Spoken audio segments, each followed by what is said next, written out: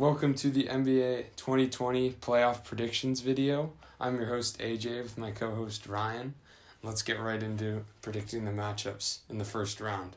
So to start off in the West, I've got the Lakers beating Portland in the 1-8 matchup. This is an intriguing matchup considering that the Lakers have been lackluster in the bubble so far, but that can mostly be attributed to their conservation efforts for the playoffs. But Portland's been red hot. CJ McCollum and Damian Lillard have been hot. Even though CJ McCollum's been playing with that back injury, this team has a lot of pieces, but I see the Lakers winning in 6. So that's a long series and may tire out the Lakers. Then in that 4-5 matchup of the Rockets and OKC, I've got the Rockets winning. I just see a better team in the Rockets here. Chris Paul on OKC, but I see that James Harden and Russell Westbrook will just outlast him in 5 games. Moving on to the third matchup, we've got Denver and Utah. And here I've got it going to chalk as well, with Denver winning in 7. I have this being a competitive series. Donovan Mitchell, Rudy Gobert can put up numbers for Utah, but Jokic and Denver, Jamal Murray, they've got a great squad. I think it'll take them 7 to win, and that will definitely take a lot out of this Denver team. Denver always likes to go deep in the rounds in these first and second rounds, as we saw last year against Portland. And yeah, I've got Denver winning that. Then the 2-7 matchup, I've got the Clippers winning against the talented Dallas squad in 6 games as well. So I see this being a good series. Luka Doncic, Kristaps, a young core for Dallas, but Paul George and Kawhi are going to take this series. Ryan? I agree with you on the 1-8 matchup. I have the Lakers beating Portland in 6 games, but this is going to really tire out the Lakers. They're going to have to really work for this. Portland, very talented team. Besides the stars Dame and CJ McCollum, they have Carmelo Anthony, great clutch time scorer. They have Gary Trent Jr., and then they have Yusuf Nurkic, who's playing great offense, great offensive rebounding in those bubble games. The Lakers lost out on Avery Bradley, obviously not going to the bubble, and then Rajon Rondo gets injured. So their starting defensive point guard would be Alex Caruso, who's going to have the tough assignment on Dame Lillard. I don't think he's going to do a good enough job, but in the end, I think LeBron and Anthony Davis is going to be good enough to propel the Lakers to the second round. Then, in the closest series of the first round in the West, and in all of the NBA, I have Rockets and OKC going to 7 games, and I have the Rockets winning. Now, if Russell Westbrook was playing the entire series with that small ball lineup, I would probably say that the Rockets would win in much less games, but he is missing first part of the series, maybe the entire series, and OKC, great big men with Steven Adams, and then they have the three-headed monster of Dennis Schroeder, Chris Paul, and Shai Gilgeous-Alexander. That might present problems for the Rockets, who aren't particularly great defensively, as with any Mike D'Antoni team, but I have the Rockets winning at 7. Next, the 3-6 matchup. I was compelled to pick Utah, but then you remember that Bogdan Bogdanovic is not playing. He's one of their great scorers. And Denver really playing better than we thought going into the bubble. They have Bol Bol, who is good in those scrimmage games. Then you have Michael Porter, who's great in the bubble games. And then you have Jokic and Murray, who have that playoff experience from last year. They obviously lost to the Trailblazers. They want to get back this time around, and I think they'll beat the Utah Jazz in 6 games. And then finally, Clippers and Mavericks. I don't really think the Mavs will have any threat to the Clippers. Any threat posed by Luka Doncic and Kristaps Porzingis, I think, will be nullified because of Montrezl Harrell on the defensive end and Ivica Zubac for the Clippers. And then also you have Kawhi Leonard and Paul George, who are great two-way wings. I think this will be 5 games. All right, moving on to my semifinal matchups in the West. I've got the Lakers outlasting Houston in 6. As Ryan noted, the firepower of Anthony Davis and LeBron will get it done here. He also noted that Russell Westbrook is a question mark. Should be good, definitely, by round 2, but there's always the question mark there. I've got the Lakers in 6, the superior team here. And then I've got the Clippers in 7. I've got Denver giving them a good series, 3-3, but the Clippers are just going to, if everything goes to plan at least, sweep them out in this last game because Denver's just going to be so exhausted from 2 7-game series in a row. And I've got the Clippers moving on to the conference finals. in which they will also beat the Lakers in 6. A great matchup here, but I see the Clippers winning. They've got all the talent, they've got the experience, and they're going to take it to the finals. Ryan? I also have the Lakers and Rockets, but I'm going to have the upset here with the Rockets winning in 7. You noted that they'll probably have Russell Westbrook back at this point. With that small ball lineup, I think that Anthony Davis might have a field day within this series, but I don't really think that there's anyone on the Lakers, as I noted, who could guard Dame and CJ McCollum that could guard Russell Westbrook and James Harden. I think they'll just feast on the offensive end. This will be very close. I think it's going 7 games, but I'll give the Rockets the edge. Then to the 2-3 matchup with the Clippers and Denver. I don't think it's as close. I see it in 6 games for the Clippers. I know that Denver is a very loaded team. A lot of depth within that lineup, as I noted. That's why they beat the Jazz. But the Clippers have just more elite players, and I think that's what's going to propel them to victory. I don't think Kawhi and Paul George are just going to let this slip away in the second round. So then to the Western Conference Finals, we have the Clippers and the Rockets, and I'm going to have the Clippers winning 6 games. They're just too good on defense. They're not going to let this Rockets small ball lineup feast on them in a 7-game series. When you get to see a team for 7 games, you're going to notice all of the patterns within that D'Antoni offense. That's one of the reasons that the Rockets haven't made more moves in the playoffs than you thought they'd make.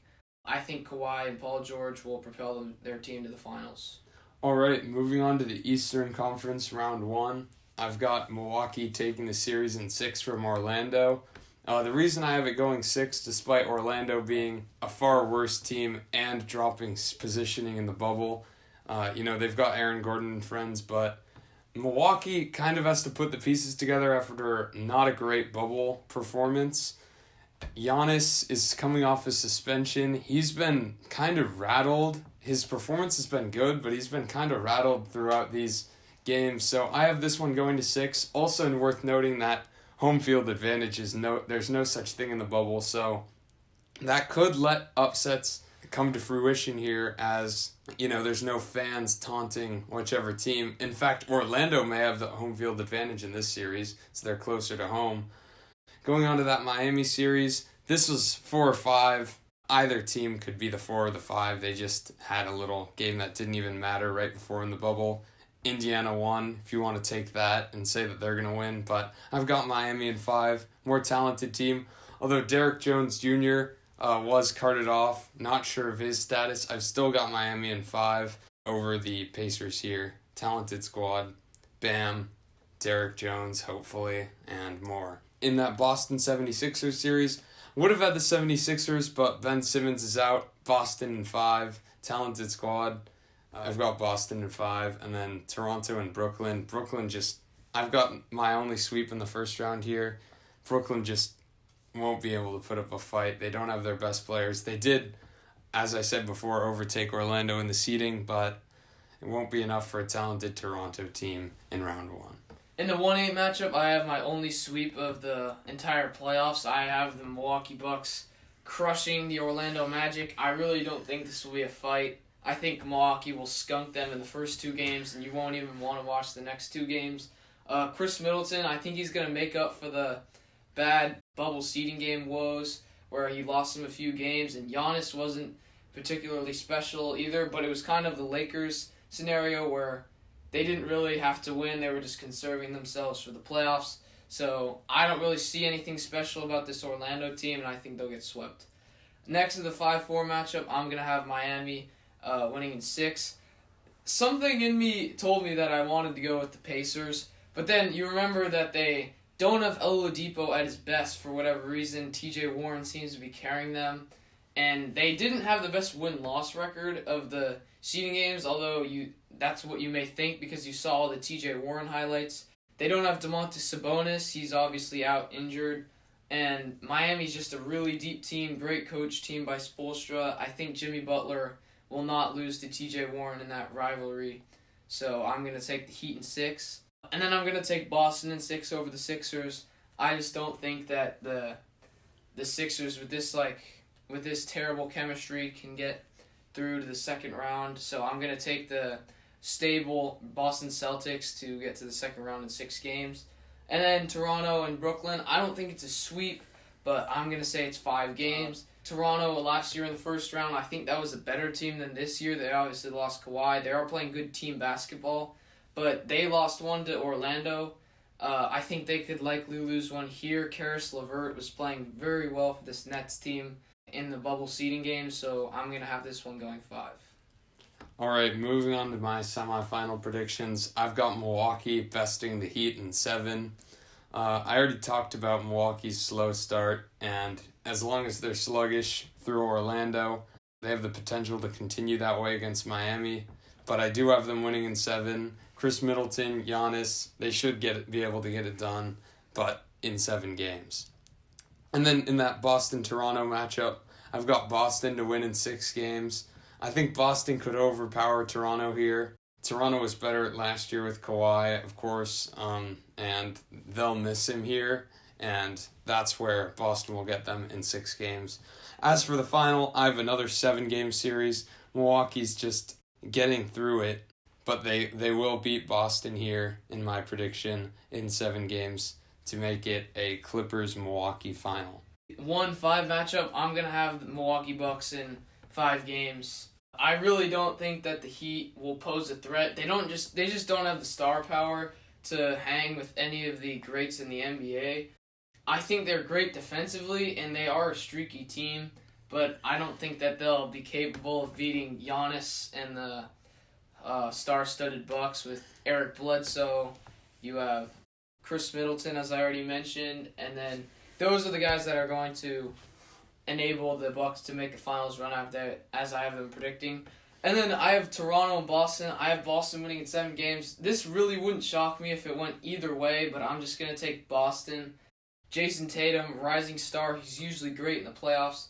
Jaylen Brown, Marcus Smart. They have just a perennial team. Daniel Tice that always goes to the playoffs with Brad Stevens. I feel like they're always around this 2-3 seed, and they always make a good run.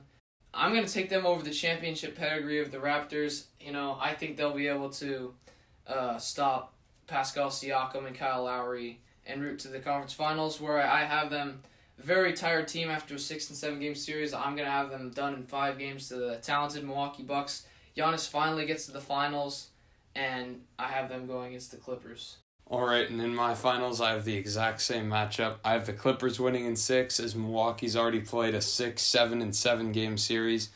The Clippers are pretty tired too, but since they got the Lakers done in 6, they also have Kawhi. He's been there before. Paul George will be helping him as well. This will be a great matchup. LAC in 6. Ryan?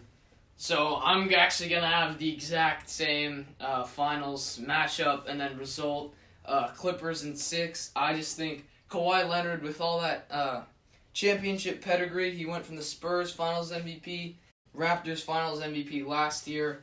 The Bucks will be a different beast than what they faced so far. The hardest team would probably be the Nuggets or the Rockets, but I just think they're too deep. Pat Beverly, Lou Williams, and all of their bench guys. Doc Rivers, he obviously has finals experience with the Celtics. I'm going to take them in 6 games to win the title. All right, thank you for watching the 2020 NBA playoff predictions video.